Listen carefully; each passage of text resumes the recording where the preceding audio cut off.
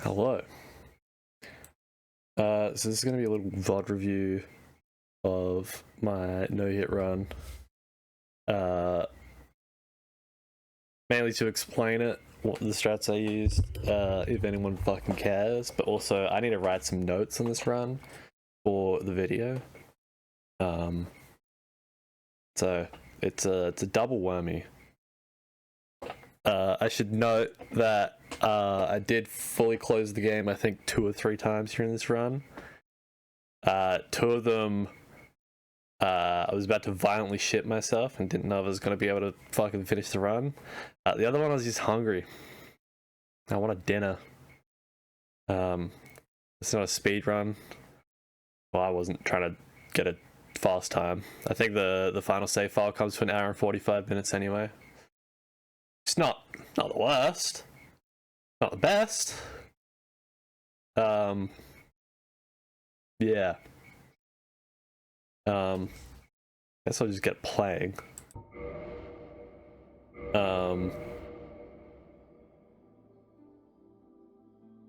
Classic 4 Hollis. Started getting schizophrenic with the names.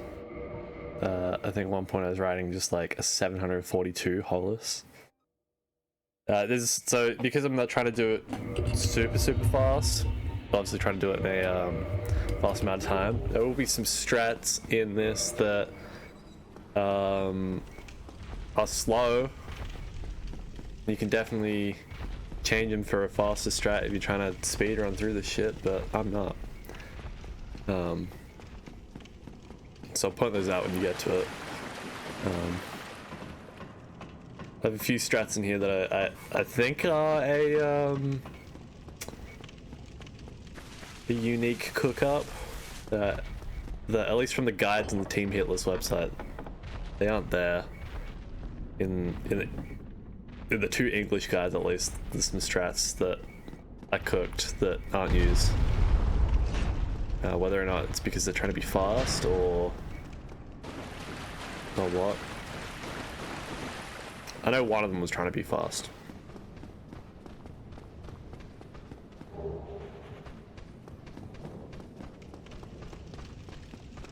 So I always try to race that guy there. If you run out your stamina as you go into that corner, and then as you come around, you can kind of sprint past and beat him up sometimes.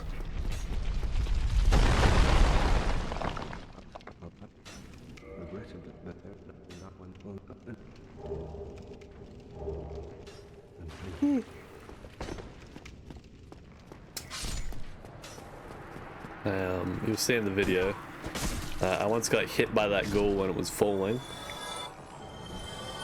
I don't know how it happened though, but there's a lot of things that you kind of see in this game that, you know, when you're running it many times, you see. And it's just insanely, like, crazy things.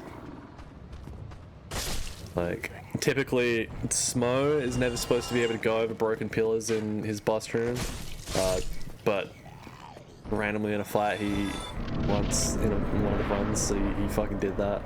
Actually, no, I think it was during splits. I was practicing splits. He randomly decided to defy all known laws of aviation.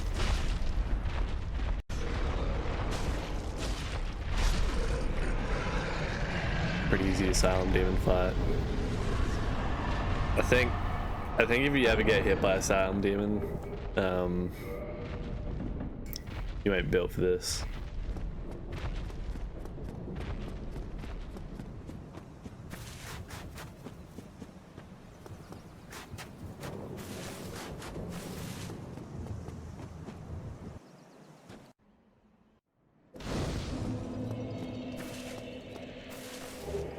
There's a few things to pick up here. I obviously grabbed the humanity, because I need that for later on to skip Centipede Demon, or whatever it is.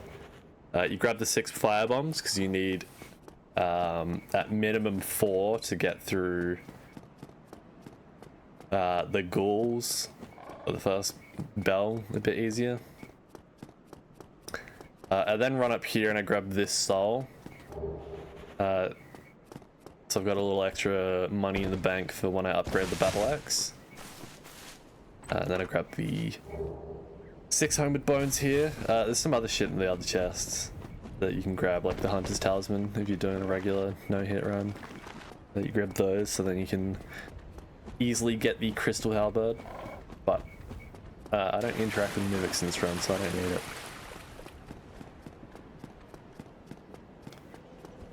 I then always sit at this bonfire, like having the 10 Estus flask, because you don't really sit at any other bonfires for the next 45 minutes. So by having that, you're always gonna respawn 10 Estus. Sometimes when you homeward bone in this game, you haven't sat down at the bonfire. Sometimes it just does a little trolling and doesn't give you the amount you should be getting for that bonfire.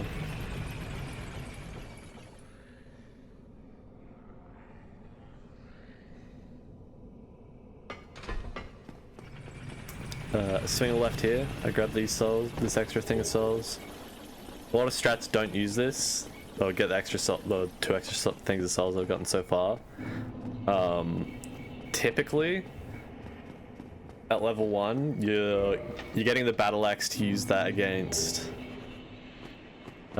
You buy the battle axe, you then upgrade it to +4, and then use that on the gargoyles.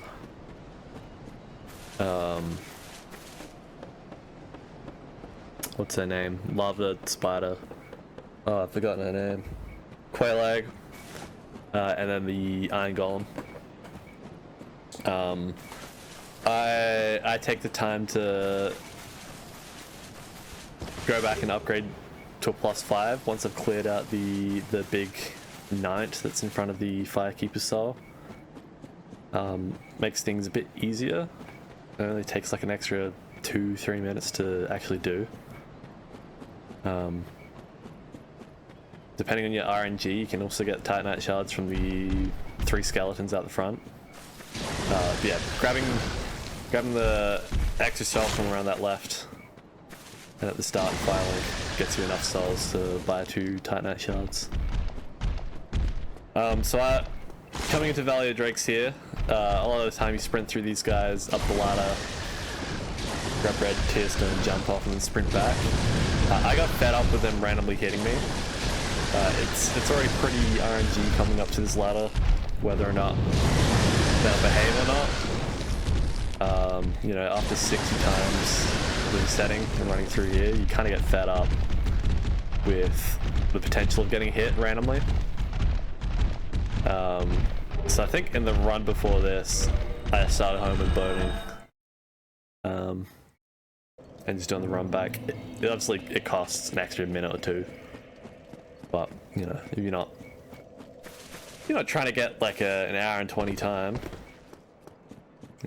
skip homeward bone. It's safer. You don't get schizophrenic. You don't start posting like the people that go into Azir mains from League of Legends, which I started to do.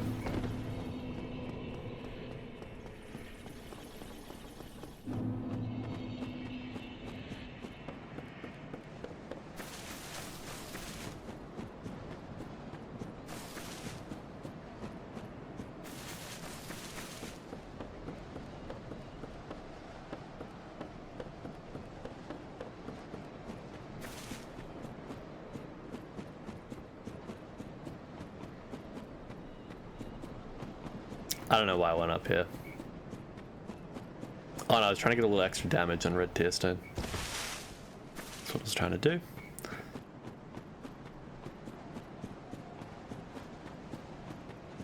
That ledge really... Oh no, actually probably supposed to use that ledge to lunge attack the or jumping attack the big drake.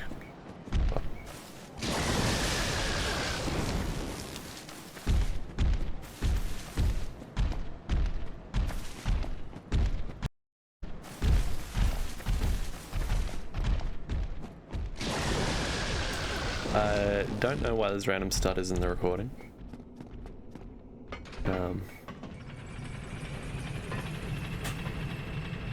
I do have OBS set up to, you know, chop the recording every 30 minutes.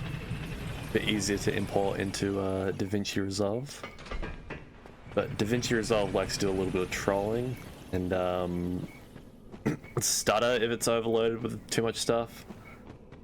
I found on my old PC that if I had more than 6 layers and something, it would not be happy. Alright, so this strat here,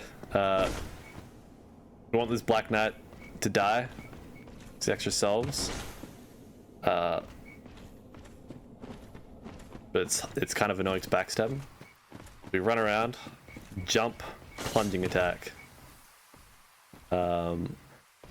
This counts as solid ground. This is allowed in the no hit category. You are technically out of bounds, but like it's I don't know. It's a gray zone. I'm happy we're allowed to do it. It's very easy to do.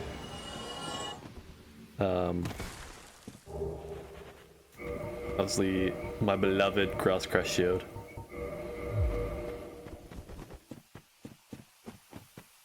I'm now gonna prepare Red Tear Stone health range on this bit here. I'm gonna be holding this all the way until I kill gargoyles, so this is another potential annoying reset bit where if you get hit between now and gargoyles, you have to redo all this setup. Well, what?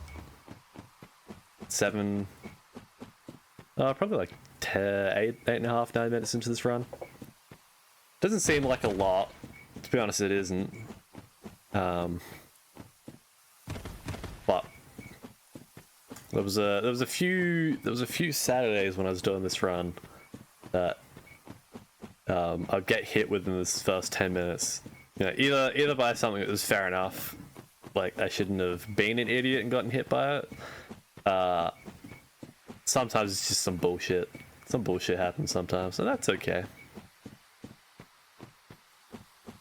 Majority of this run isn't too hard. Just frustrating. The Dark Souls 1 engine is a bit lovingly clunky. It's probably the best way to explain it.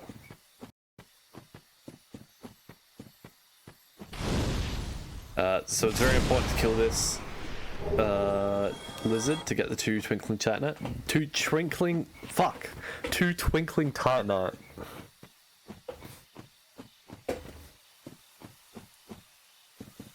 Because we use that later on.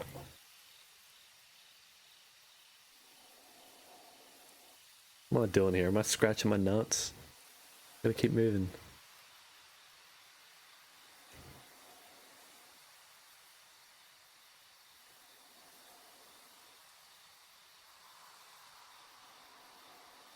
What is bro doing? Save file's an hour and 45 minutes, but there is a few times where I just stand. In fact, this may be when I was sprinting to go to the toilet, potentially. I can't remember.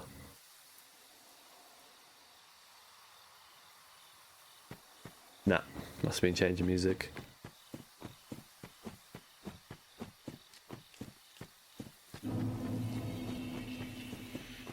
The first maybe 60 to 70 resets of this run. I'd stream it in Discord for my friends. You know, it's always fun when one of your mates is doing something hard that you can never, you know, like watching your friend play like high rank with competitive game. But yeah, when you've got people chapping in your ears and you're also trying to be funny back, you kind of get distracted. So I end up just, you know, locking in. No Discord, just Spotify in the background. Spotify DJ got a lot of fucking rotations. Alright, so here you buy your 6 Titanite shard, you buy the battle axe. I buy an extra 10 standard bolts here. Obviously don't want to forget to upgrade the battle axe before pissing off. So here you get it to +4. We can see his run was blessed by the Black Knight Halberd. I think every single run up until this one, when I got the Black Knight Halberd, I did get hit within the next 10 minutes or so. So I was expecting this to be cursed, but it wasn't.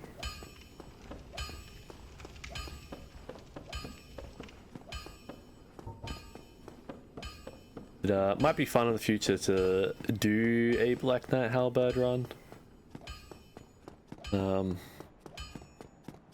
I think the setup would be pretty much the same as this, except you get your weapon much earlier. You don't have to kill the giant blacksmith. These guys are annoying. That attack right there can go into a chain. Here we go. So you either wait for the end of that chain, or this one's going to do the actual attack I like. This big stab you can walk away from and just walk back one tap. This guy in here, you just fucking run around him. Two tap him. It's important that you grab the Firekeeper Soul, and then he drops a Titanite Shard.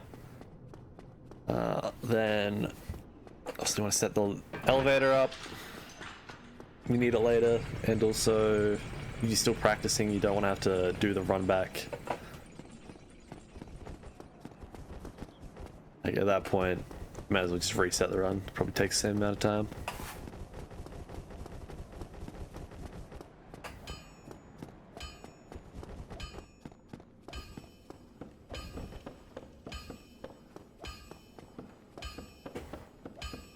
I'm not sure how long it's going to take me to edit the video. I'm thinking of some cool stuff. I buy the extra 2 Titanite. And then, yeah. Makes it so it does 245 instead of, what was that? Let me go back like, it's 10 seconds. Does that say 133 to 245? I think, it sounds about right. I can't remember what that said, I don't know. It gives you a lot more attack. It means when the second gargoyle comes down that you just fucking 2-tap it. Which makes it just so much better. I think it also means that you're spending a lot less time in Quelaag. And then if you're doing it, I don't think it really matters for Iron Golem, to be honest. I think he still staggers in the same amount. What was I saying? Sorry, I should get into strats first. So here, there's kind of a few things you can do. I tried going with a new strat here to try to see if he'd turn around to make the sprint up easier. He doesn't. Usually you either firebomb him, but what I just did is two-hand sprint up and just hit him. It's that easy. Right, here you need to kill the channeler. Get him to aggro. If he stops aggroing, you can see through those archways. And you sprint against this corner for a bit. Once he starts running, obviously run back. I used to sprint attack him here. And I kept missing, so I just started doing that. So here, you want to aim at this little oil patch here. Firebomb. Oops, I fucked it up. This is not going to be a good example of this strat. Because I walked too far. Look up any other VOD from how to do this strat. You can get through that entire bit without aggroing any of the ghouls with 4 firebombs. Do not follow this. Do not aggro these ghouls, whatever you fucking do. I'm so lucky I survived this. You can kind of cheese them on this corner.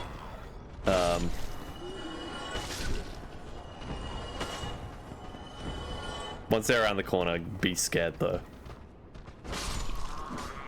Like, I nearly got hit there. Yeah, if you look up, go onto the Team Hitless website, look at one of the guides has a very consistent way to doing it. Essentially, you stand along where the brick juts out, you throw the firebomb, it hits the first one, you then wedge yourself into that front right corner, lock on with the ghoul that's around the corner, throw a firebomb, and you run up to like the chairs that I'm about to pass here, these chairs here. You like aim it here, throw up another one. Opposite corner, aim up here. It's a really good strat. Learn how to do it. I'm gonna keep it real. I forgot that that happened.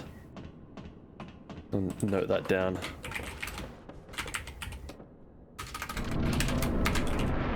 Messed up firebomb strat.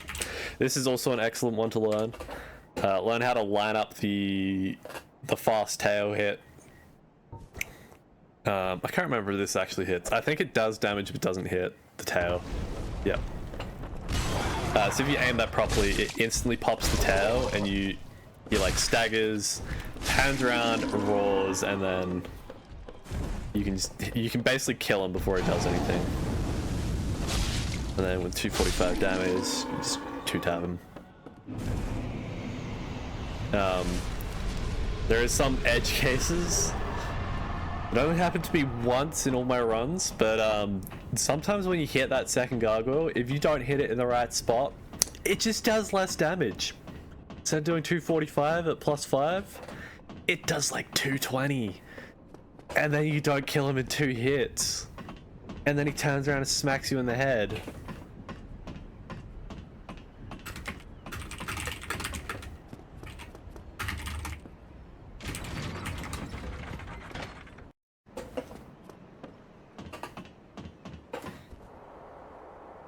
Yeah, it's ring in the first bell. I always do 1 health pot in case I fall. I never fell. It's just be an annoying thing to happen. In some speedrun strats, in some strats of this, they buy Homeward Bones off this guy and then kill him for his humanity. But you pick up enough throughout the rest of the run that you don't need it. Just as long as you don't. If you're doing practice, just don't pop him until the end.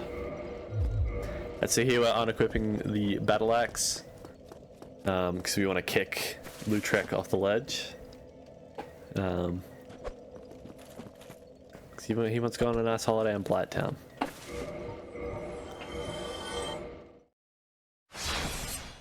So you're allowed to quit out here for this, just like you're allowed to quit out for the cat ring, or the flip. I think it's called the cat ring. The flip ring. Flip and fap. I don't personally grab the flip ring. I think it's too far out of the way and also not worth it. I'd rather the stamina that you gain. Makes the running easier. What else is really benefit? It just makes the running easier, and also it's better for safe. What was I trying to say before?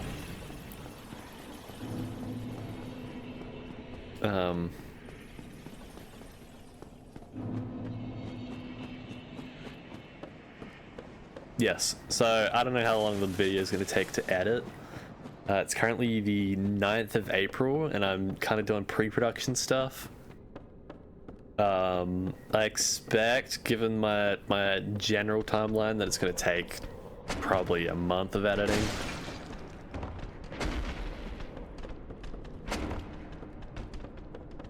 You gotta be careful with those brutes as you run in. Sometimes they do have a lunge attack that they just fucking get you with. So we go down here, sprint up this ledge.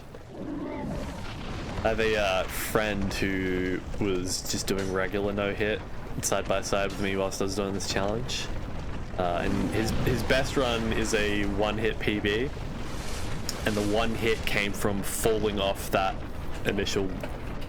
first ledge with the ladder on it.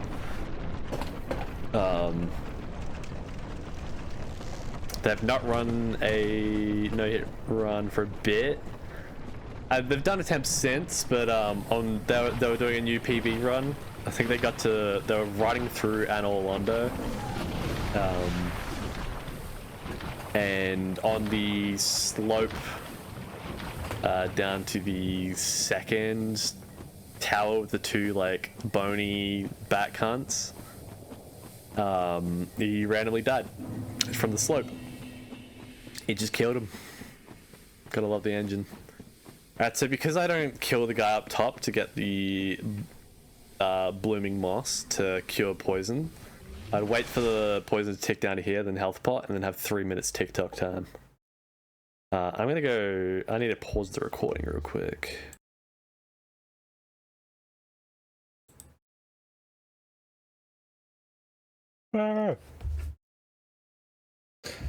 So, yep.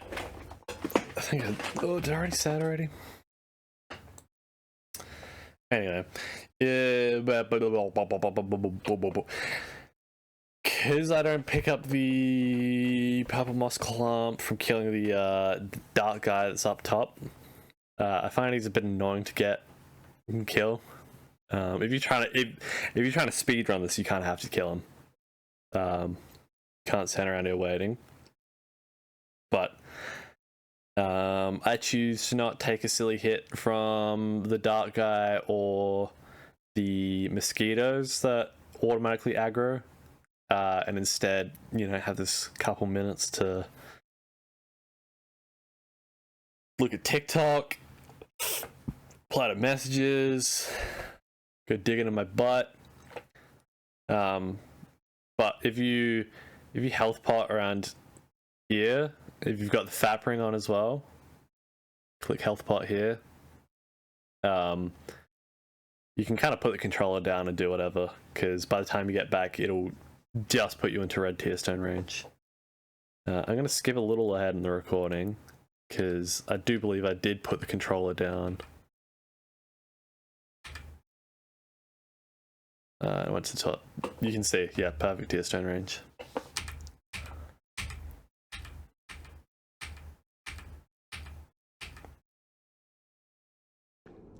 Here we go.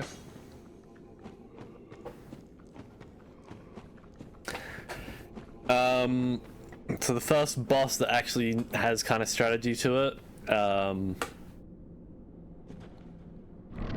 Quelaag can sometimes at the start of the fight, or if you get too far away, does like a jump at you. If she ever does that, just turn around and run the other way. The two safe attacks is when Quelaag does the single spit or the long spit, as she's, I think, about to do. She does a long spit, you do 3 light attacks and then 1 heavy, and you don't miss the heavy.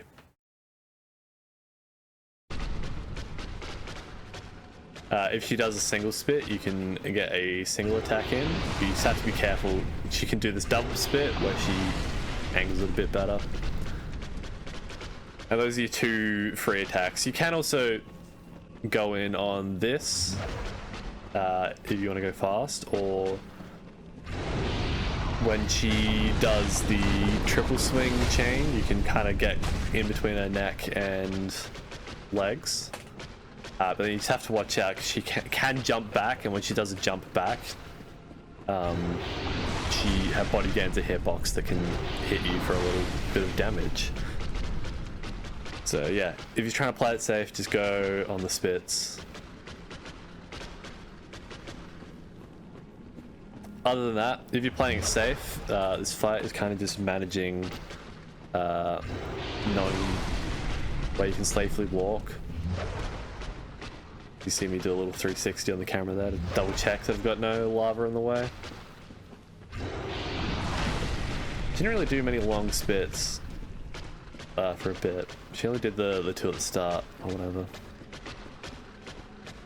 Yeah, because I play a bit safe with the spits, having the +5 battle axe as opposed to the +4 means that you're not here for a while.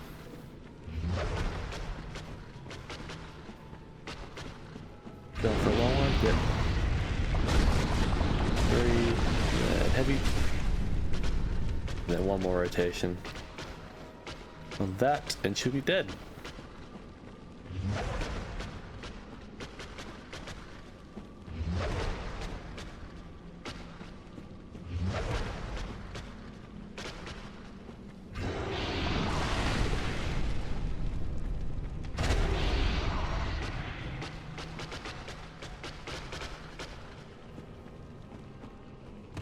You can see I'm just keeping an eye on that lava.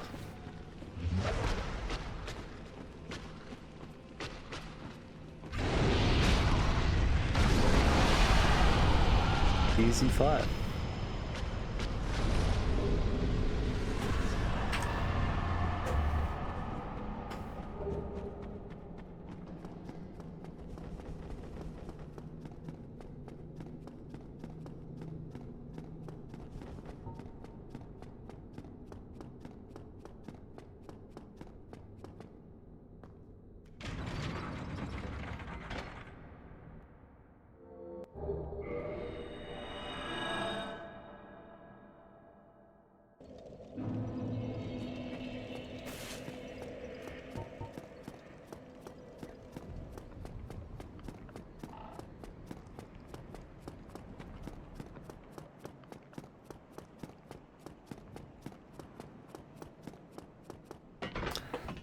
So, on the way to Sen's Fortress.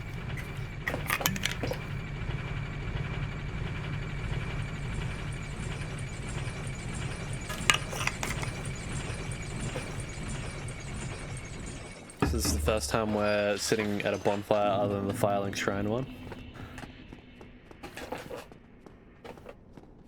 We'll be sitting at the blacksmith fire. Running through here, generally these chuckleheads don't hit, or can't really hit you when you just sprint through.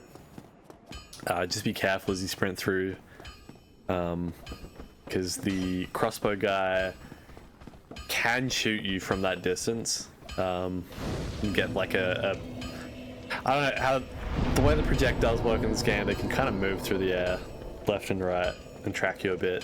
And there's sometimes the arrow can track you and hit you right at the end of the bridge, so just, you know, watch out for that. So we're going to do 2 passes of the first half of Sen's Fortress. Stamina management is pretty important, so you kind of want to be full stamina when you get to this blade here, so you can just kind of sprint through in one go.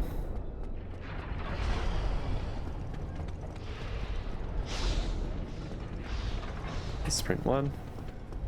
You then watch for where this guy's throwing, when he's throwing the lightning bolt.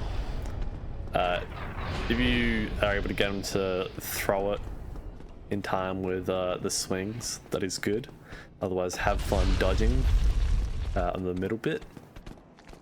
I swear it's totally so easy to do.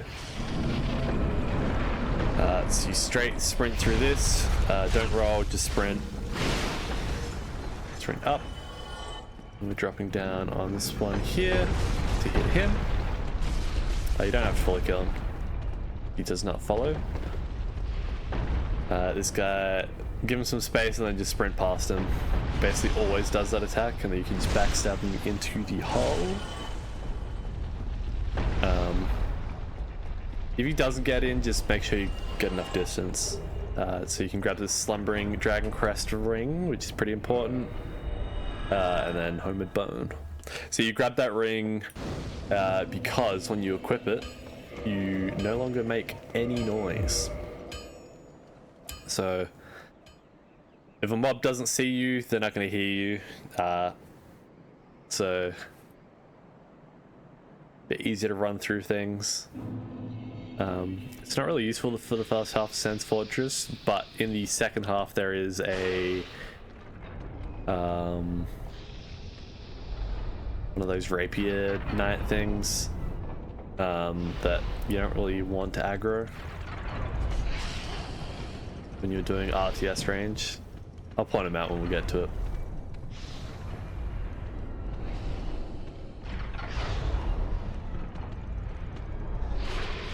Second run through. You can sprint straight through this next bit because the scripted boulder is no longer there. There's probably a way where you don't have to do this full run through the second time. But the way I just learned it is that if you run through exactly this way, it means you can just run straight up here without the boulder coming back down. This trap, sprint straight through, don't roll, don't stop, just sprint. Wait for this to definitely slice in front of you, because the front one is on a weird delay. This guy, if he gets trapped, hit him once, keep going. Make sure you have a full stamina bar. Now generally you can kind of, if you're good on the time, you can sprint through there. I want to stop through. If you have good stamina management, well, if these swing properly, you can just sprint straight through, but and then make sure you don't step on that trap tile.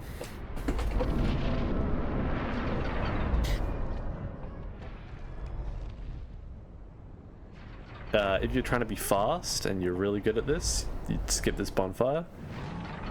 I'd grab it just in case you get hit and you wanna, if you're not at like a one-hit PB where any hit kind of means a reset, you might as well grab bonfires. Kind of my thought process. I mean, I jumped from a fucking 6-hit down to no hit, so you know, the good players, your Geno Machinos, your, I don't watch any other Souls YouTubers, to be honest. Don't really care for them. They'll skip bonfires because they don't get safety bonfires. I don't know why. I guess they're trying to if you're trying to be fast, you're trying to be fast. Yeah. So I buy 30 black fire bombs, and then 2 green blossoms. 30 is probably more than I need, but it's a bit of a buffer. And then I use this top platform. If you drop down twice, you get into RTS range. You can see there the knight that I was pointing out. So he's going to aggro in a second. You can see him aggro there. If you don't have the slobbery dragon crest ring on, he does run up the stairs. If you have it on, he just kind of runs towards you for a second and then de-aggros. It means you can set up RTS without getting shit on. So that's perfect RTS range.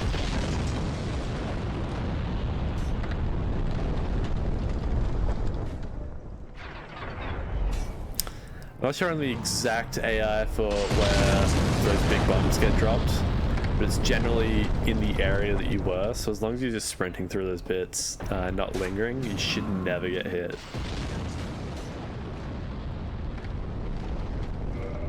I've personally not been hit by them in this run, but maybe I'm built diff. Switching from these Dragon Crest ring to the red tier stone. This crossbowman, sometimes he does a really long reload. It's kind of annoying, so just watch out for that. At the start of this fight, this one doesn't go very well, but yeah, you sprint forward and go to this left.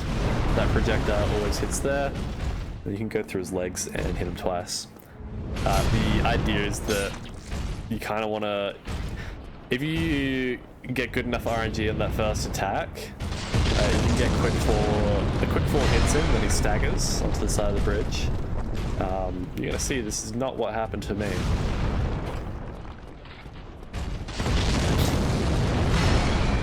I was playing it really safe. I've had some strange hits from my girl.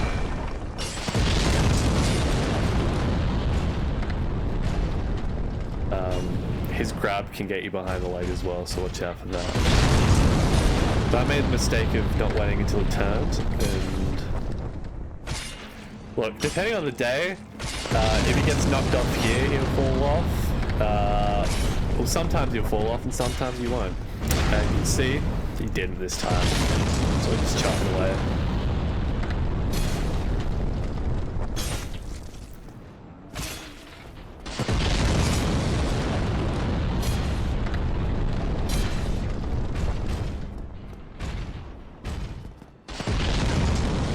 If you do it fast, you can kill him. You can stagger him in 4 hits. You just have to be fast.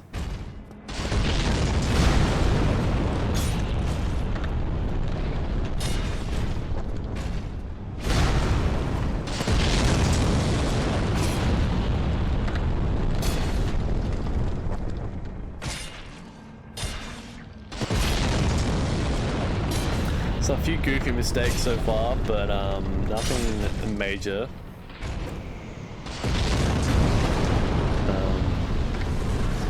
After you kill him, this guy generally throws one more firebomb.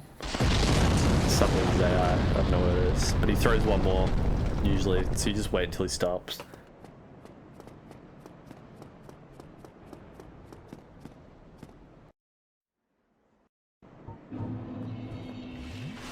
So coming up on arguably the most difficult section of this entire run. Lots can go wrong in Anor Londo. It's a bit more of a stable run through if you do it a regular no-hit run, because you can use the bow and arrow. Because you can't actually use any of the easier to get bow and arrows or ranged weapons at level 1, because you just don't have the stats on the Pyromancer class. You have to kind of do a combo of some YOLO strats and some timing to make it through safely. But we're gonna cover that. You're gonna see it all. The most annoying part is that I should mention, grab that bonfire. Always grab that bonfire. Because you have to sit at the bonfire, and for one of the strats you need RTS range again. The easiest spot to get it is on this elevator. If you're being safe, just do it from the top of the stairs, as I'm about to do here.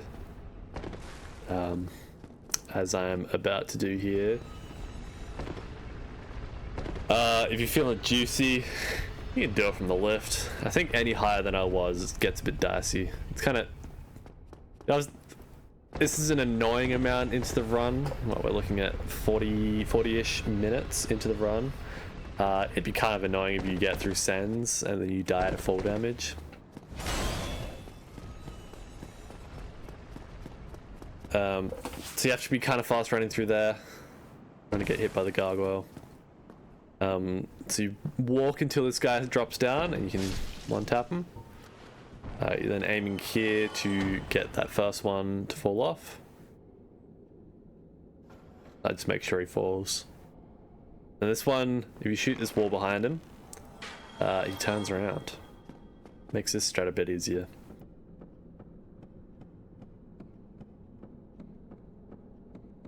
So he generally doesn't aggro until you're about here. Aggro, if you just sprint through, once you get to here, he can't hit you with throwing knives. And then he de-aggroes because you go too far away and he can't be bothered. Headshot this idiot to knock him off, and then shoot the ceiling here. Very consistent, very easy, very doable, very safe.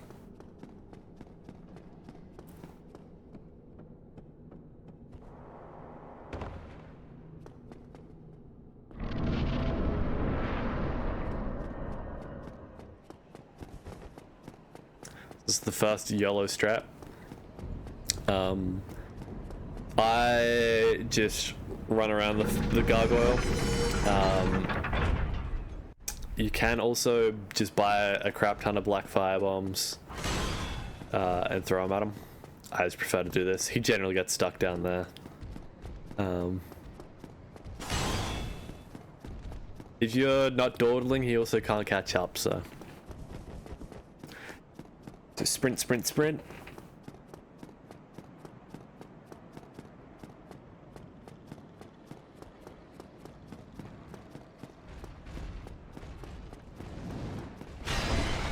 Dodge that. And now you're gonna jump over this railing here, and you're gonna aerial plunging attack this one. It's gonna one-shot it. So those two other ones don't actually aggro if you jump over there, which means you can do this next strat, which is a bit of a cook-up.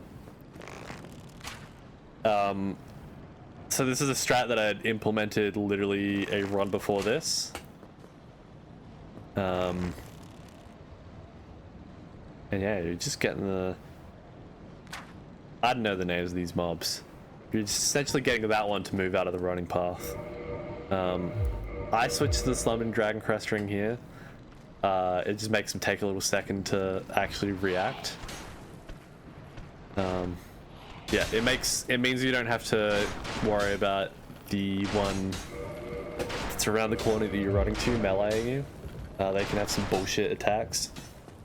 It just makes it a bit more easier.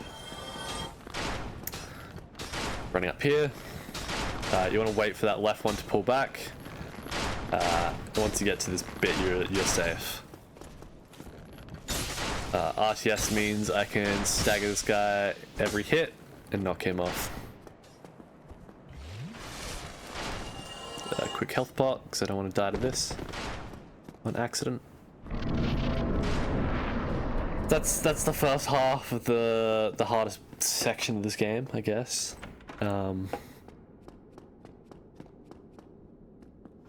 Yeah, the jumping over the railing to kill the hidden one works charms, means the other two don't actually aggro.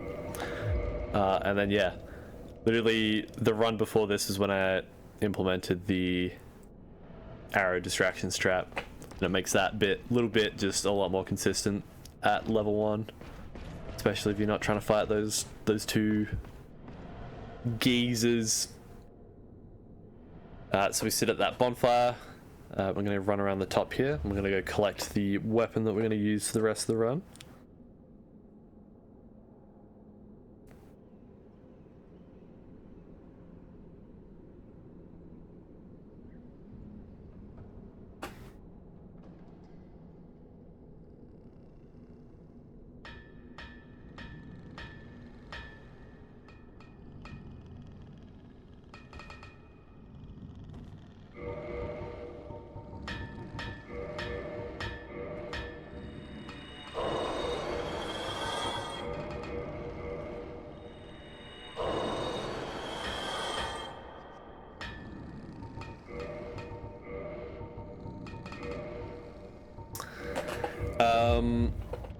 I zoned out for a moment there. I think I bought... Yeah. You buy 8 Twinkly Titanite, and then you buy the weapon smith box. And then we're about to use those black fire bombs. If I've got a leftover firebomb, I use it to just get him standing up. Oh, start the aggro process. Stands up. And now you want to try to get headshots, because they do a tad more damage.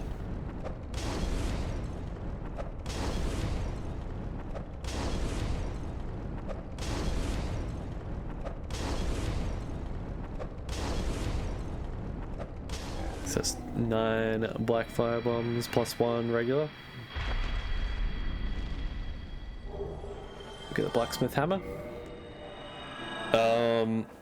Yeah, I don't understand how you're able to use this at level 1, but not a halberd.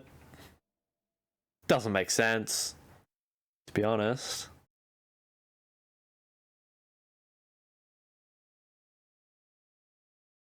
I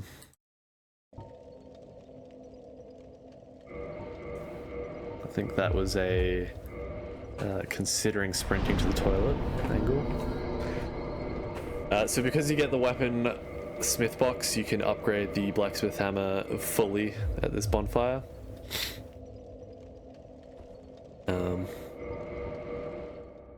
Yep, quitting out because I'm going to take a shit, I believe. Let's skip forward. Did I? Yes. This is the first full game quit out. Okay, just gonna skip through this.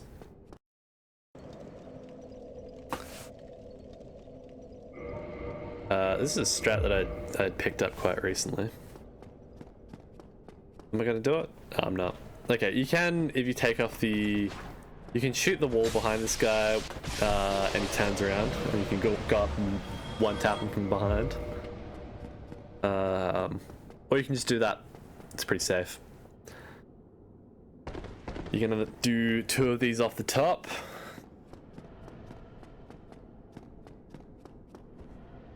Get the first chunk of health down.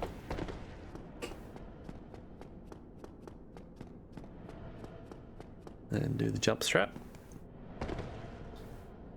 Revealize the Nahyeahnah bit. And then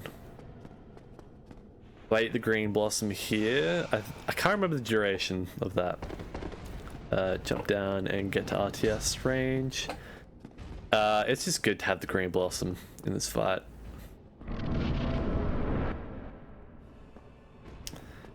So best strat of line for this, unless Ornstein is doing the lightning attack, always run to the left. Look, this fight is patience and vibe based.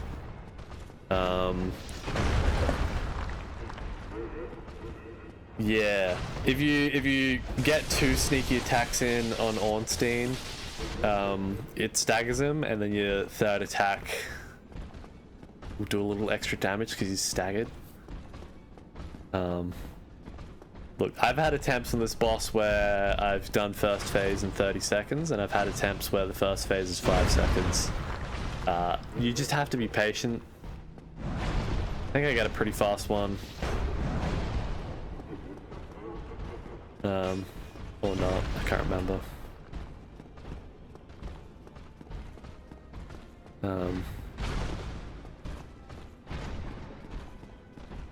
No, I'm remembering this is not a fast one. So things to look out for in this, you don't want to get too far away because he's going to do this glitch charge. Look, sometimes oh, do I just biff him here? Yeah. It was pretty dangerous what I did there. Don't do that at home.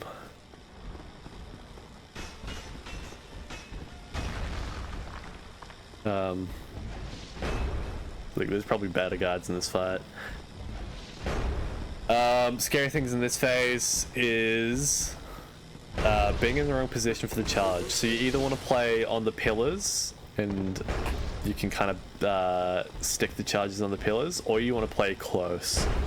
If you play close, you can just walk to the left on every single attack and then just do a single heavy.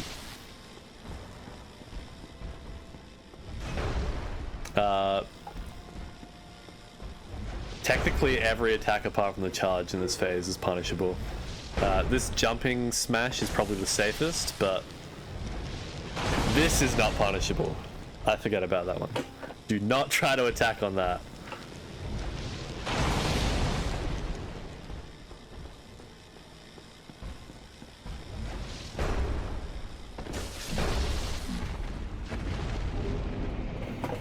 Probably the most interesting thing about this run.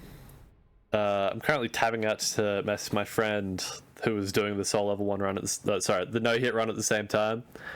Because this is actually the first time I'd gotten through Ornstein up to and killed Ornstein. This is the first time I'd gotten up to Ornstein and Smo and killed them without being hit. So I think my exact message to my friend was, oh my god, I just killed Ornstein and Smo without being hit. PB pace. Need to keep it together.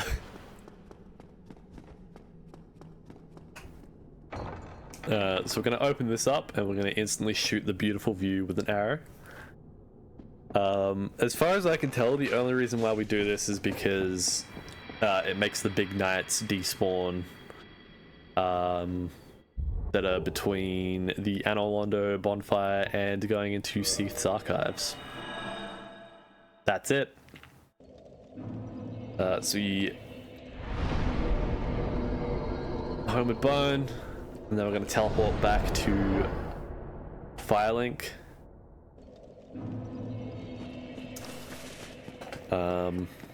It does not matter what option you pick here. You can either talk to, can't remember the serpent's name. You can talk to him and he takes you down, you can jump down. Doesn't matter. Jumping down is just a bit faster. I'm gonna warp instantly back to Nahyeahnah. This is a kind of fun traversal section. This is probably the only fun traversal section. Can also be the most frustrating, but you get that on the big jobs.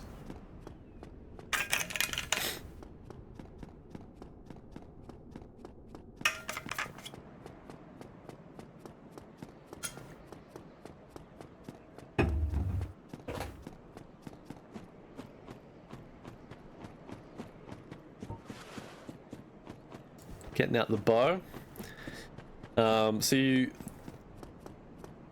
There's these two boars that are in these corridors. You can just sprint past them, but that means that if you get hit, or you have to do the run back, you have to run from the Nahyeahnah bonfire. If you're going fast, it doesn't really matter, but... Fangboy Helm, another blessing from the gods. So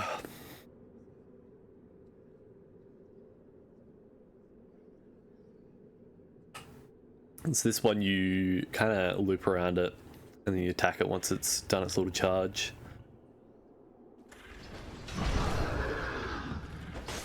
You wait because it can do that. You don't want to get hit. I believe I'm about to do another full game put out here. The porcelain throne was calling me.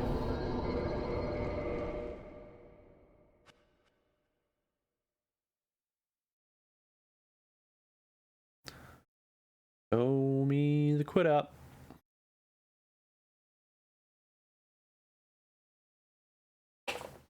There it is. Through again. There we go. It'll load back in.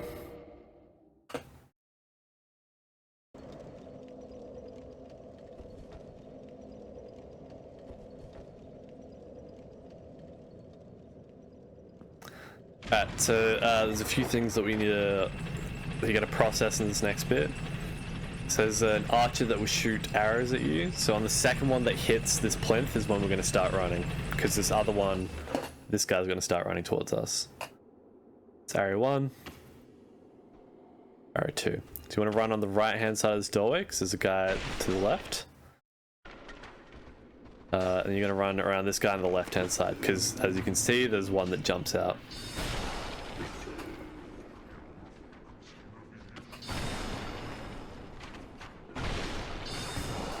Kind of YOLO run past these guys, around him. You don't actually have to kill any of these guys if you're fast enough. From what I can tell, they can't hit you with arrows once you pull that lever. Don't worry about that.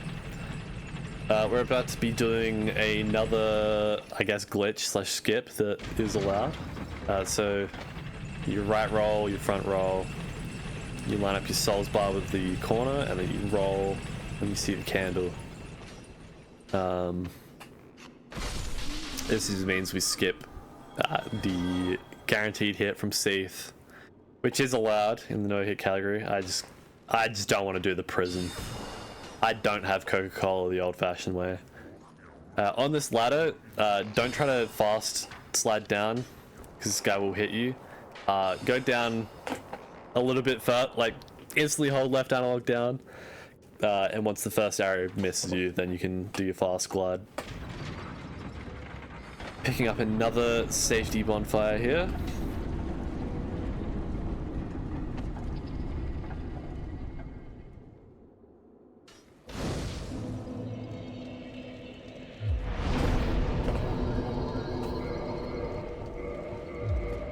Switching to red tear stone.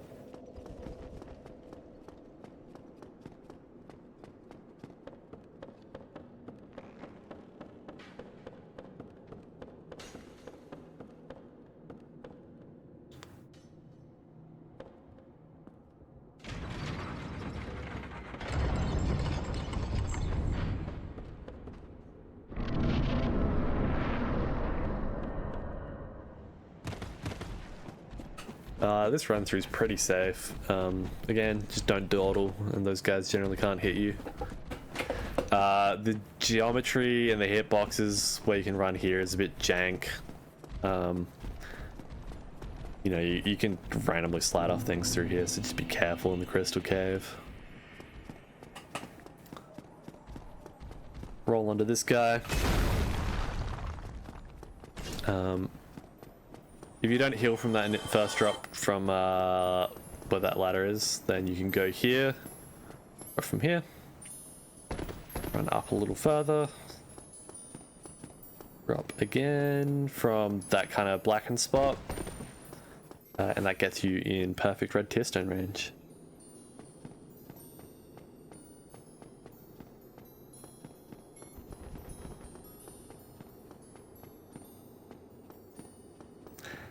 Sometimes this guy can hit you, or you can slide off the ledge here. So just be careful of that. And also be careful on this drop down, because you also tend to slide around. Now, the strat that I had been using for the clams up ahead is shooting an arrow and then doing a sprinting R1. This is not a foolproof strat. If you mess up the timing, they will still fucking biff you.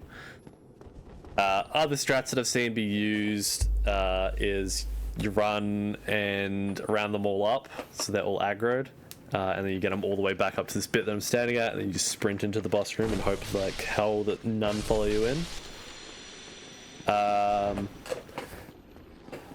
There's likely a strat back here where you can probably get them to just fall off, but didn't look into it. Probably should have. Would have saved a lot of anguish. But this is the strat that I went for.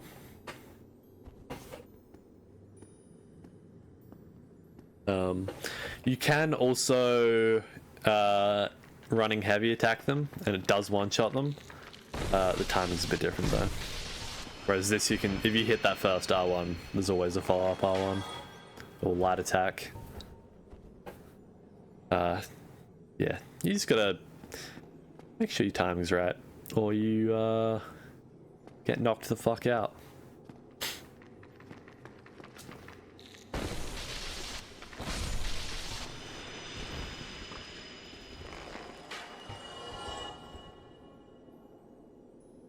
I don't know why this one took a second to aggro. Joe Biden dementia, I guess. One thing I should probably mention, it's kind of in the depths of everything. You probably noticed that I'm not really locked onto any enemies in this run. Dark Souls 1 just feels... I kind of guess all the Souls games in general, they kind of feel a lot better if you don't lock on. Dark Souls 1 especially. We'll do some strats here first. So I'll talk about why that is in a second, but the strat for this fight, so once he gets close enough, you green blossom, he's about to charge an attack, you then roll that, and then because you've got the hammer, you just fucking wail on him. He kind of staggers a little. I found that without the green blossom, it was kind of coin flip on the last attack whether or not you get your stamina back fast enough to attack before he would attack. On all attempts that I used the green blossom, he couldn't recover fast enough. Or he wouldn't actually get to being able to do that first attack fast enough before I would hit him. So... but as I was saying regarding locking on, I don't think I've locked onto anything so far this run. The only time I actually lock on is during my Firebomb Ghoul strat.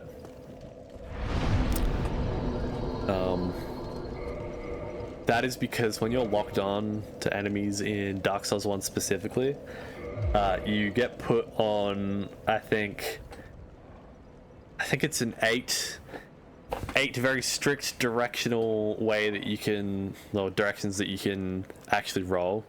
So you can roll like north, south, east. If you're looking at the analog stick, you can roll directly on north, south, east, west, or directly on like the in-betweens.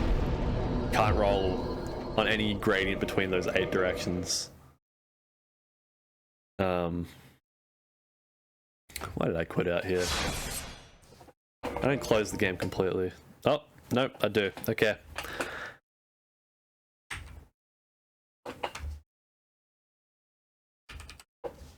Skip through this.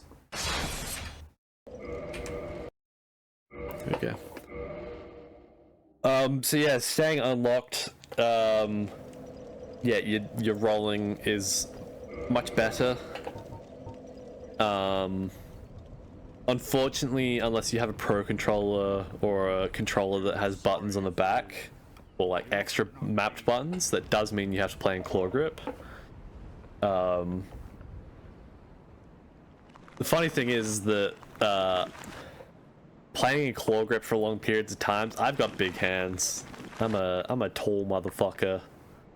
I got big old yowie hands.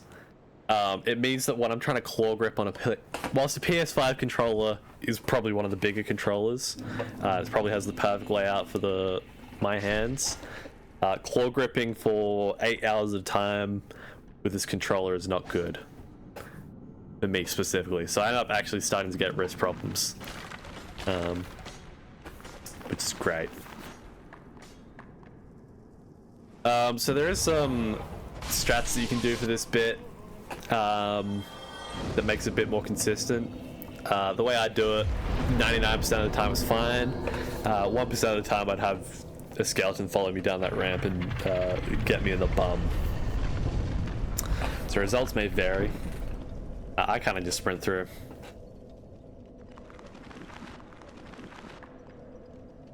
So you're gonna see me attempt a strat here. If you take off the slumbering ring, there's a specific stone you can aim at here, which will mean that there's a guy on the other ledge that can throw fireballs at you. If you do this strat properly and you shoot that arrow there, he just walks off the ledge. He didn't do that for me. You can see he should have walked off by now. And I've run out of arrows. Do I try it again? No. This is my backup strat. This is why I get an excess of fireballs. Black fire bombs, sorry. So I've still got 21.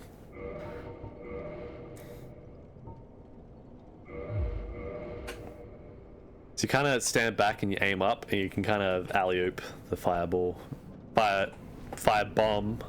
into hitting him. I think it takes 3 or 4 black fire bombs. Yeah, it's gonna take 3.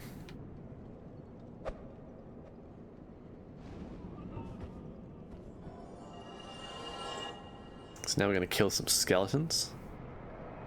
I usually let him roll off that ledge. You gotta make sure you get souls from killing them, otherwise it can be a bit annoying. They can just fall all the way down to the bottom, and then they kind of linger there. It's a bit annoying. There are ways to deal with it, which I'll kind of show in this. It is better to just straight up kill them. Like there. I think I overkilled him because I got 121 instead of 110. So you get the 10% extra if you overkill. 100 there. This is another good strat to do. So you take off, you wait until, take off those rings. You don't wait until these skull head guys here. Like you want all 3 to kind of be on this side of this line here, because they kind of aggro and explode. So I'm waiting until they're all kind of going, and I'm going to shoot the arrow here. Those 3 skeletons are going to turn around. I re-equip the no sound ring, and there's a better slide you can do. You go down here. You now want to plunging attack direct, so you want to kind of land on his head when you plunging attack, so you make no noise. He's going to aggro here. If any other skeletons have dropped down, they'll also be down here. I've found that if you have that ring on, regular skeletons will kind of roll here and then walk off into the distance in Joe Biden, and you'll see when he will eventually stop rolling. Yep, there we go, and he's just gonna walk off or not. So you just have to be patient, and you can sprint through here. Doing the exact drops that I've done as well means that when you drop into Pinwheel's boss room, you'll be in perfect red tear stone range, and then you can 2-shot him. Make sure that you equip the ring and you spam roll here. And you can do a sprinting attack, R1, second R1. Always turn around, because if you're not fast enough, those other pinwheels will start to cast a fireball and you don't want to be hit by that.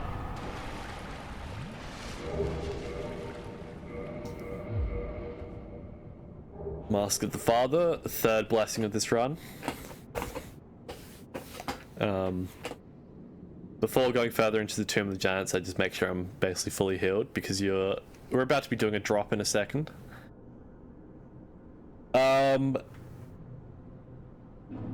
I take a very specific route through here. It's kind of hard to see because it's fucking Tomb of the Giants, but you kind of sprint past him down there. You don't want to go too far to the right on the drop down, otherwise you fall off, but you don't want to go too far left, otherwise you start aggroing things. You light this bonfire and always run around to the opposite side before lighting and sitting down, because you can get a big skeleton that drops. And you want to sit to reset the enemies in the area. Climb up this ladder.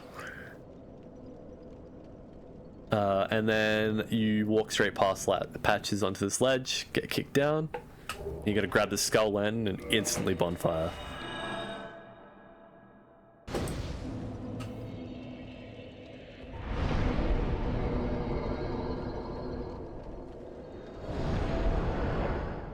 Back to Firelink.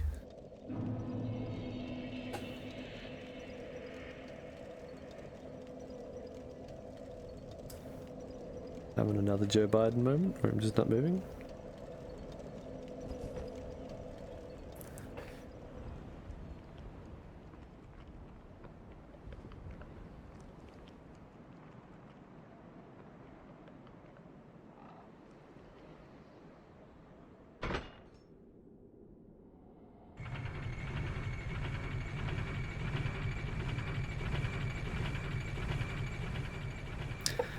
We roll off to there. We're about to go up to the top.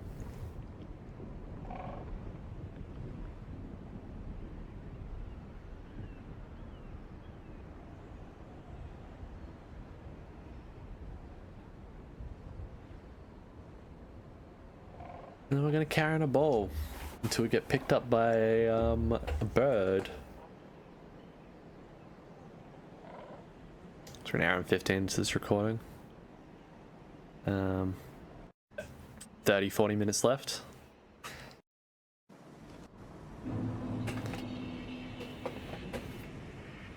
So we're gonna run up here. If you run this way, you don't aggro the ghouls guarding the front. We're gonna now drop the skull lantern that we just picked up. Here, don't fucking leave this menu. Just bumper, quit out. Do not exit the menu.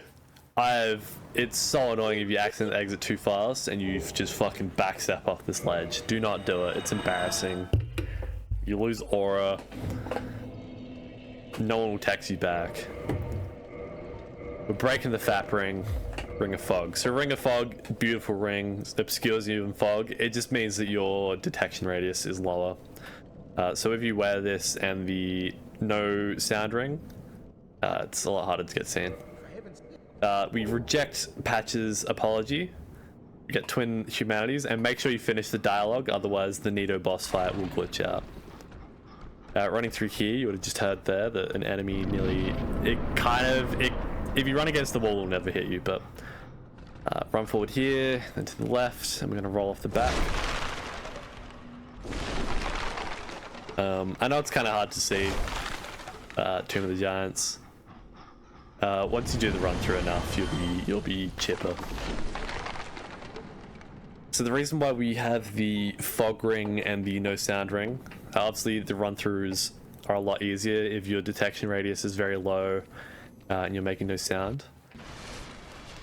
The primary reason why we get it though, at this point, is for fighting Nito. So in Nito's boss room, he has, I think it's 3 small skeletons and then 1 big sword skeleton. Nito himself on his own is not a hard boss. He's a bit of a lard. And what makes that fight difficult is that he has ads. But if you have this ring combo and you don't run too far forward, the ads don't actually spawn, or aggro, sorry. You kind of have half the room to play in, but it's fine.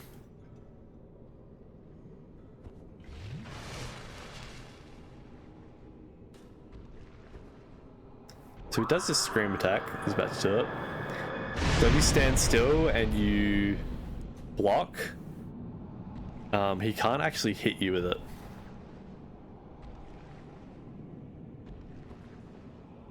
So I let him run forward. I do that first little run forward before backing up all the way, because you can get stuck on the skeletons.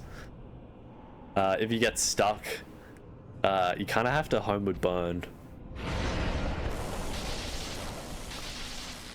A lot of his attacks, there's only a hitbox on his sword from what I can tell, so you don't really need to dodge much. You just walk around them. You can just fucking wail on them. This big charge up, you just run back. Pretty easy. Pretty easy boss fight. I've never taken a hit to Nito. This grab has a deceptively long time to it.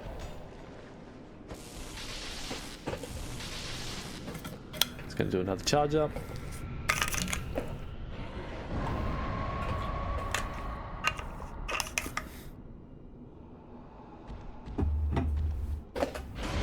Yeah, as you can see, the skeleton's not aggroing.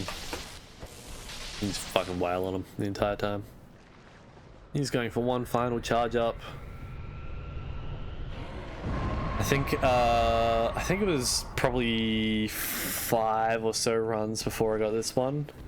He did his big AoE attack, I think 7 times.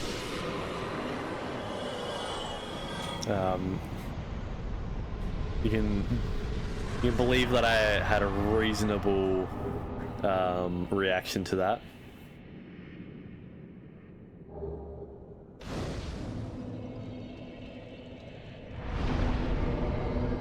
Back to Firelink Shrine.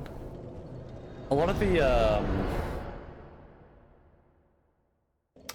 a lot of the main bosses that you fight in this run, you start at Firelink, which is kind of crazy. So now we're gonna get prepared for Red Tearstone range. I take up the first chunk of health with this elevator. Be careful, if you jump too high you just fucking die. I think here's about a good sweet spot. So I jump up there once and then I jump up the stairs. So we're gonna get into Red Tearstone range for Sif.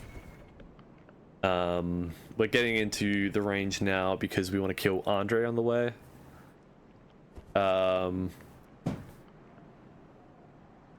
Really, I probably don't need to kill him. I think I overcap on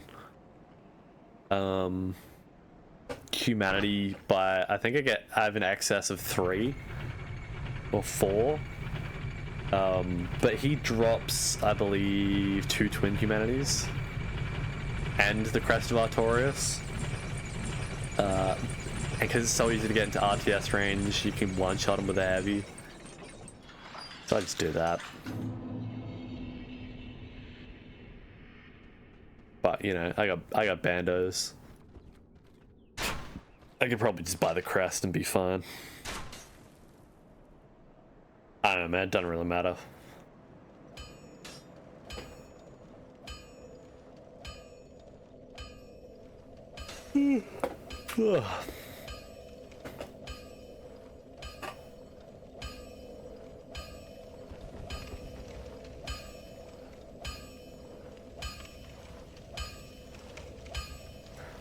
I'm about to bludgeon him in the head. I think I'll buy some extra arrows just in case. I do have 7. I think I only shoot 1 more arrow for the entire... No, I shoot a few more actually. Yeah, so you get 3 humanities. So I think I end up with 34 total. So to be honest, I probably don't need to kill him. He's currently tugging his toes off there. I don't know what he's doing. The main thing you're getting from him is the crest. Go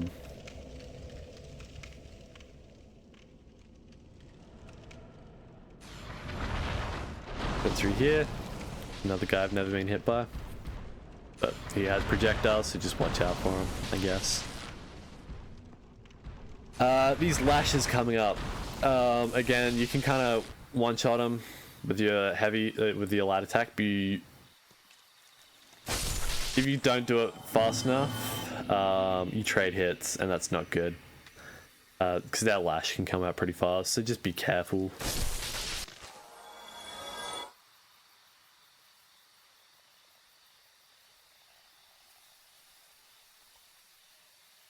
Pop this guy in the head.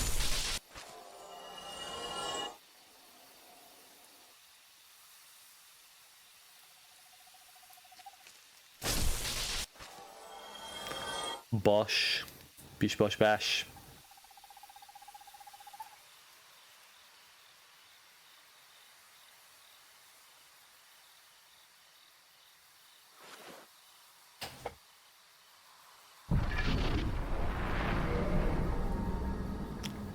Currently have Frank Ocean Ivy playing in my head.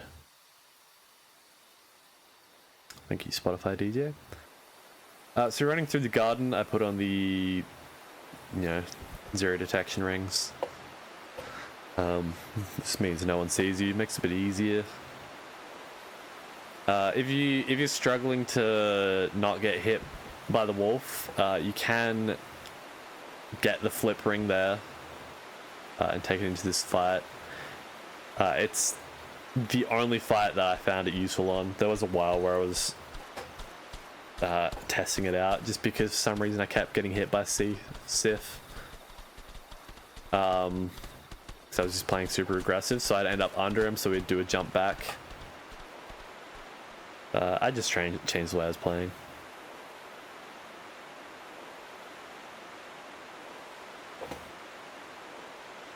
In fact, you can straight up opt out of using the FAP ring for a lot of the run. If you kill Andre really early on, you can just get into here, get the flip ring, and then use that. I didn't see any point. It kind of messes with a lot of the strats, especially like, the stamina requirement on Seath was so close to get the one cycle, so. So yeah, I'm always just rolling into him. This is when he does that little stutter into running forward. That's always a nice free hit.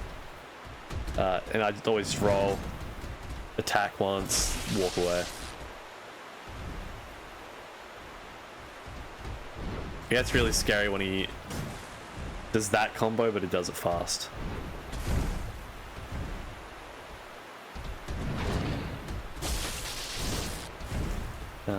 If you're too close when he does the jump, you get hit. I got really lucky that he didn't cancel out of that combo and jump back.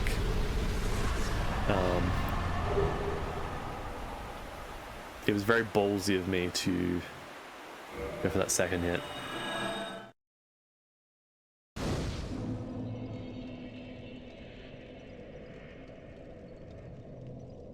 I'm back in the fucking Tomb of the Giants.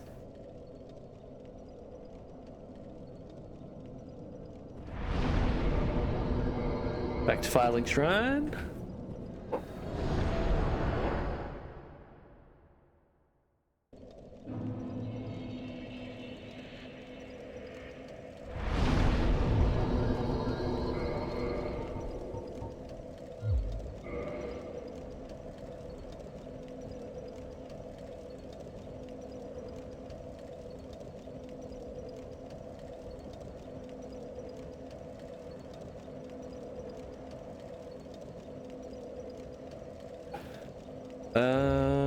Is this another fucking poop angle? What is happening here?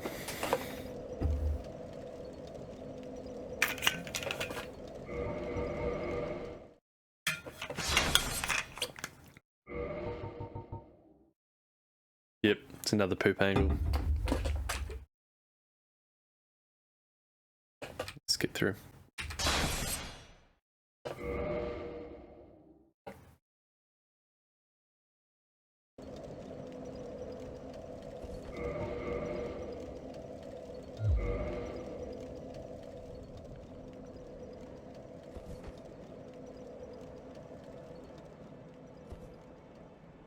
Now we're gonna go kill the 4 kings.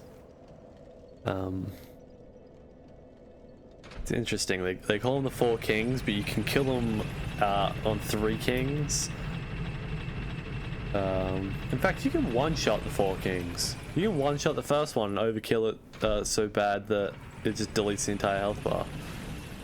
But I also found out that it can get up to 6 kings. You can go through 6 of those kings. King.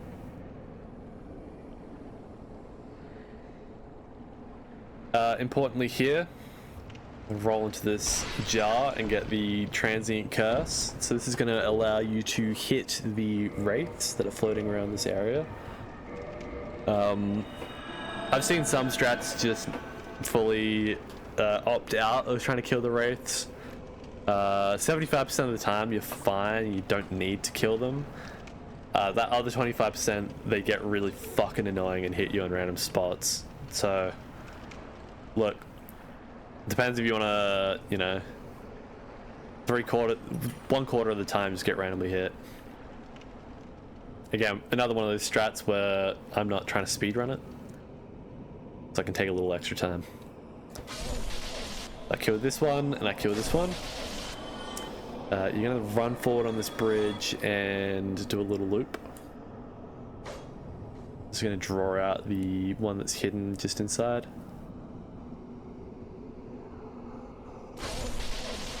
And kill him. Second one's gonna come out as well. Kill this one as well. Now I sprint through and I only kill this one here. Sometimes you can get lucky and that it lets you sprint straight through. I'm going to kill this one that comes up in front of the doorway. Because you kill all those, it means you can safely kick down this ladder here. But then you have to full half sprint across this bridge.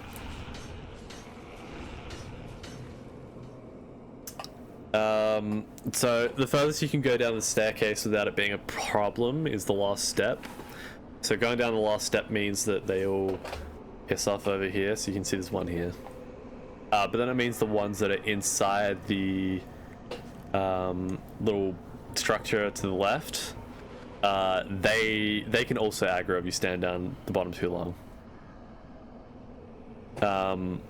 So aim directly up, firebomb, arrow.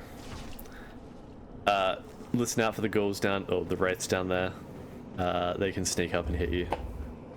This is kind of a balancing act of, yeah, how close you want to let them get versus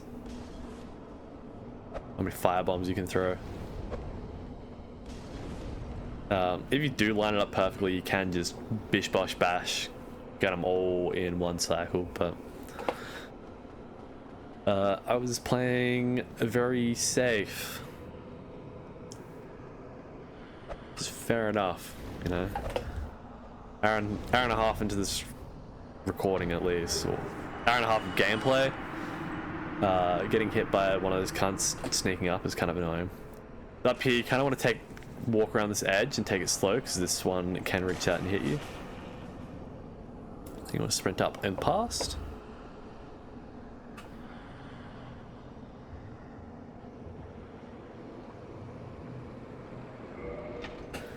Gonna open up this gate. Ugh.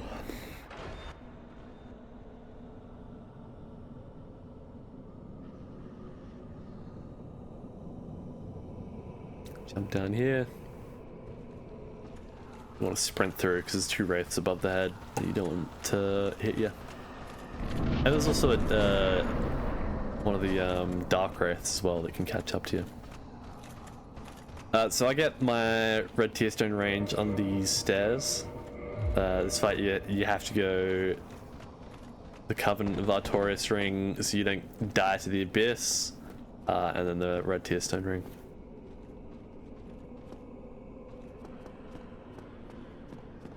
You obviously don't want to mess up your, like, you don't want to drop all the way down when you're doing this, and drop into the boss room without red tier stone range, so just be careful. Then you have to homeward bone out. You can either raw dog it, I guess, if you want to do it without red tier stone range. You are missing that extra 20% damage. But yeah, if you homeward bone, then you have to run all the way back from Firelink. It's kind of a pain. So if you run down to the bottom and then you run at that angle, you can kind of, once you get to the bottom, just sprint forward, and you're generally always pointing towards where the first one's going to spawn. So I think I turned my camera here, which kind of fucked it, but you want to roll towards where the attacks are coming from. You kind of want to roll in front of him as well. Run away from the grab. Run away from the AoE. Yeah, always when you're doing your rolling, stay in front. If you roll into the attack but past the boss, if you end up behind, when they do the big arching swings, the end of the arch hitbox does end up behind. It's annoying if you get a projectile. You have to run for 20 seconds. Or 22, it's around there. And then you only have about 10 seconds to kill the Four King before another one spawns. Generally, only one attacks you at a time. If there's like one or more spawned in, or two or more spawned in. Yeah, only one generally attacks you, but the moment the one you're fighting is dead, they'll instantly start attacking you, so you don't really have time to breathe or like hit the corpse. So it's kind of annoying, so just watch out for that.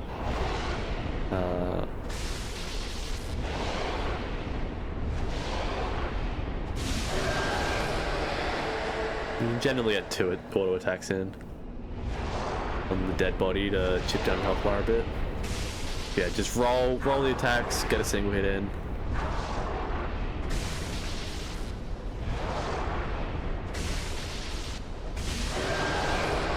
So I knew I could get him with the first dead body hit there, so I just did 2 attack.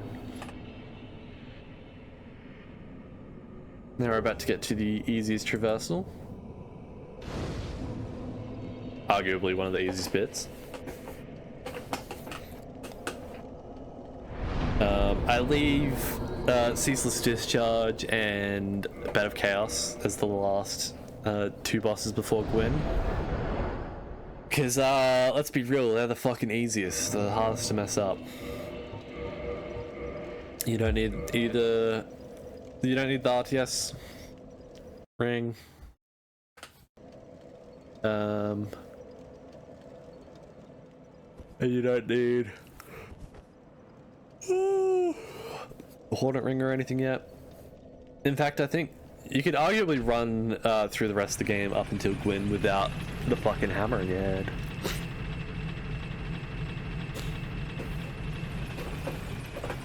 So I don't swing this hammer again until I get to Gwyn, so.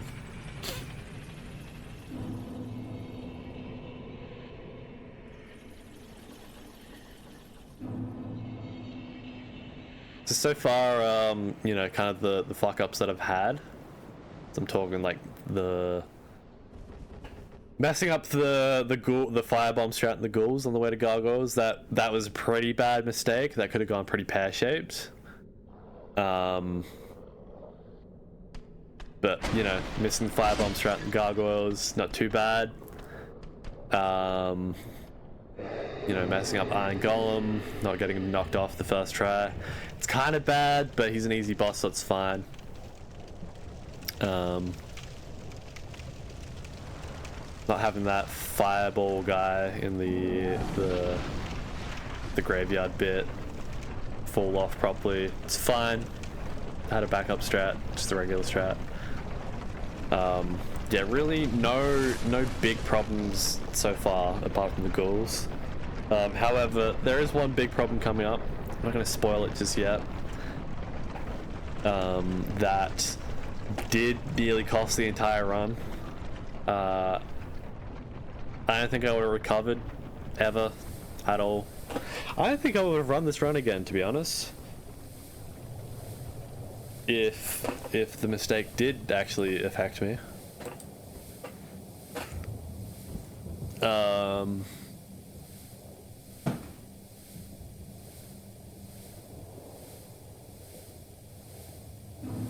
We'll get there. You kind of run through this entire bit, nothing aggro's, really.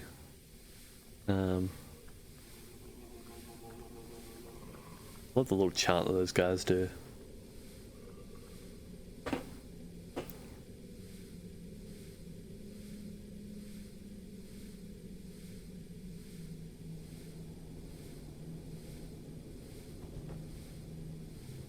So have you gotten this far? Yeah, you're probably wondering why the fuck I decided to do this. Given that I've not done a no-hit run before. You know, I've watched some Gino Machino. I got inspired by his no-hit runs. And I thought, you know, I'm a soul level 1 guy. But Dark Souls 1's really easy. So I kind of decided I'd spice it up with that. I feel like also, you know, just cranking out the soul level 1 runs, the videos get a bit formulaic. Kind of ends up being the same video. And since since doing Elden Ring level 1, I've gotten too good at these games. Just here. This is what we need all the humanity for. So we're getting up to 30, minimum 30 humanity. So I get 28, and then I'd use the Firekeeper Soul. That gets me to 33. So that means the extra 3 that I'd get dropped from Andre aren't needed. So you could theoretically not kill him. So you join the Covenant, and then you donate all your humanity, and it's going to open up a shortcut for us soon. What was I saying though? Yeah, since kind of playing through Elden Ring at level 1, that game is obtusely hard. Because of that, I just got really good. It means that the first bit of that Bloodborne Soul Level 1 video is really easy. Like, I think I'd killed Margot's wet nurse with like 90 deaths total for the entire run. Kind of the interesting part of that run came from the fact that it was kind of, you know, the looming threat of the DLC of it being hard. Extra strat here, if you take off the Slumbering Ring and you shoot the arrow here, the Capra demon that's waiting down there will walk off the ledge, and it just makes you run through a bit easier.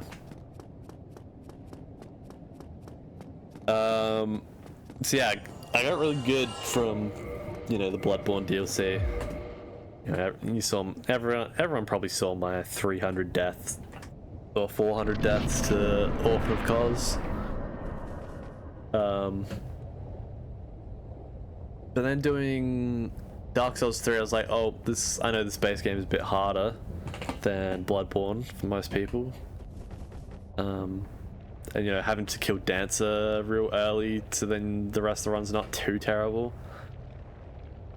Is a bit of a thing, but then I kind of killed her in 6 attempts. It was a bit of an anticlimax. As strange as it is, when you're doing these challenges, having a bit of adversity to it does kind of keep your teeth gritted in and interested in the run. I guess with the Dark Souls 3 run, I kind of did the entire run. It was like up until Soul of Cinder. My idea is that I do all the base game bosses, Nameless King. I kind of did base game 80% plus Nameless King, and then I was going to do Sister Frida and Slave Knight Gale. But you know, kill Nameless King, do the DLC bosses, then kill Soul of Cinder. But it was very easy fighting Nameless King and the two twinks. I think my death count ended up being 136 by the time I'd beaten Nameless King. So yeah, it was kind of an anticlimax as the player, and I do kind of feel like you do see that in the way that I edited out the video. I've kind of unintentionally anticlimaxed that video. Like, I think the first two portions of that video, you know, the setup for most of part one's a bit interesting. There's a bit of it where it's like I do that, I'm explaining something and it's kind of a long boring explanation, and the joke is that the explanation's so boring that it transits into a Call of Duty montage, which I think is a funny joke in itself, but looking back at it, it's kind of just like, why didn't I script that a bit better? And then it wouldn't be boring, and then I wouldn't have to use that joke. And then part two of that video, well, the middle portion of that video is pretty good, I believe. But then it kind of, yeah, you get to part three, and it's kind of, I try to, you know, crescendo into a cool explanation about the Nameless King, because, you know, there's not much else to talk about at that point. So much setup. There's nothing interesting to it. I try to make it interesting by killing him really fast. But it's kind of just an anticlimax. I try to give him the same climax as kind of, you know, Ludwig or like Lady Maria, and yeah, I just did it so easily. It's kind of deflating. And then I haven't really picked up Dark Souls 3 since. But because of that, I guess, in summary, because I've gotten too good, I think doing, and the video kind of becomes formulaic in a sense. It would have been very boring if I just did straight Soul Level 1, Dark Souls 1.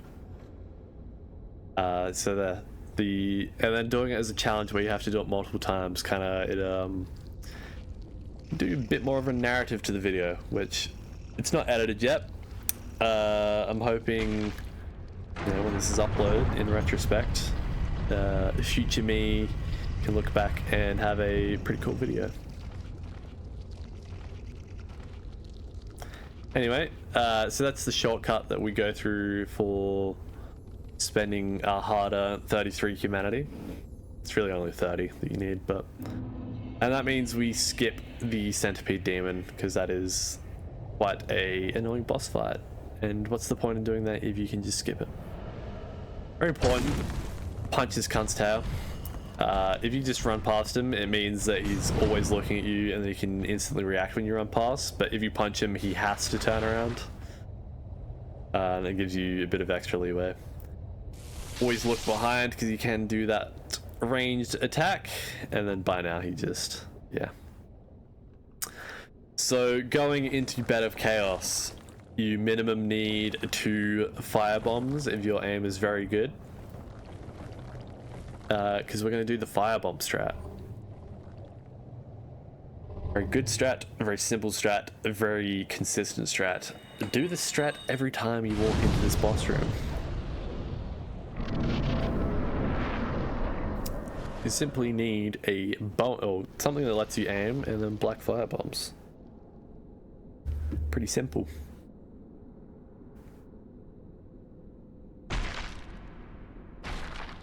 There's plenty of guides on how to do this. Some guides go left bug first, right bug second, some go right left. I find the right one's harder to line up, so I do that first, and then the left one. So you wait to do the attack, you run to that tile that I've stood on, you aim above that knot in the tree right here that you saw me look at, then you aim here. if you fuck it up. If you start moving your look and it, like your view, and you go into the cutscene, it just starts dragging your camera, so just be careful. You also want to start running in as soon as possible, because if you don't, he has a possibility where he does an attack where the fire comes down the chute and it will hit you. So watch out for that. I found just if you start running before the second cutscene plays, you can't prepare it in time. So we're kind of getting into the last bit of the run. The final hurdle, I'd argue the second hardest portion of this run. Just because you have to consistently parry a boss that kind of does some fuck-ass shit. I think the part that makes it most annoying is in a normal Soul Level 1 run, you have the Crystal Halberd. And when you parry, you can instantly riposte. So you can literally like parry and then click R1 straight away and it goes straight into the riposte animation. Because we can't use the blacksmith hammer, or the giant blacksmith hammer, one-handed, you have to switch to two-hand for it to actually do any damage. So you have that brief moment where you're kind of animation locked on the parry, but you can't two-hand yet. And then the riposte kind of is a bit fucky. So sometimes you can just smack him in the face with a light attack instead of riposting. There is a pretty easy strat, which I will show, which I do, to consistently get a parry. Yeah, it'll come up in a second. We'll get our red tear stone range out here. It's the other place you could do it here. Whilst I'm doing this, a little more peeking behind the beef curtains. So the original actual idea that I had for doing Soul Level 1 for Dark Souls 1, before I decided on no hit, was I was actually going to do it as a speed run. I think the video structure ends up kind of basically being the same as doing it no hit, but except the premise is a bit different. There's a few. If you look at the leaderboards for Dark Souls Remaster specifically, and you look at 80% Soul Level 1 speedruns, I believe the best time is 45 minutes. And I think the second best time is like an hour. There's a very large gap between first and second. And even the first place person, the last time I looked at his entire run, there is actually a few mistakes in it. There's a few things that he does that I think if he had a perfect run, I think he could easily chop off like up to 5 minutes. So I kind of looked at that, it was like, oh, this is really easy. I could probably get a time within top 3 pretty easily. It's a lot different actually doing the run. There's a few strats in it that it's just like, if it does not go perfect 100% of the time, you do just get hit, because you also do the run at RTS range. Alright, getting into the final boss. I do the piggy strat here. I don't lock on for this parry. When his feet come back onto the screen, you can just riposte. Two-hand. Or parry, two-hand, riposte. So the strat is, once he gets up and turns around, you roll back 3 times, and then you're supposed to walk directly forward, and then he charges back. Then you get the easy parry, because he generally does a lunge attack.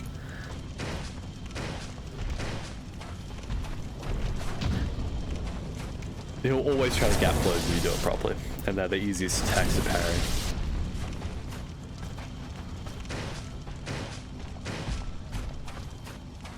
So this is where the run nearly fails. I believe because of that small lip, he's slightly increased elevation, so the stab goes directly over, but you can recover from that, as I've done here. The heavy attack at the end, just light, 2 light attacks is better. This is my live reaction. I fucking done it! I sound like I'm crying. I'm totally not. Holy! It's very exciting to you know. I'm gonna turn the sound off for this. It's obviously very exciting to have this finally done. I think I've been working on it for a month and a half or so, maybe a month. Yeah, it's good to finally have it done. As I'll cover in the video, I kind of have limited time. I can only really grind runs on a Saturday, so it's good to kind of have it done. But yeah, currently 9th of April 2026. I'm probably going to simultaneously upload this on the second channel, Nahyeahnah, when I also upload the main video. So I guess we'll friggin' see if it's, you know, end of May when that shit comes out. Depends how efficient I am, but I want to do some cool edits on it, so we'll see. Yeah, I guess that's the end of my voiceover for this. And yeah, bye bye.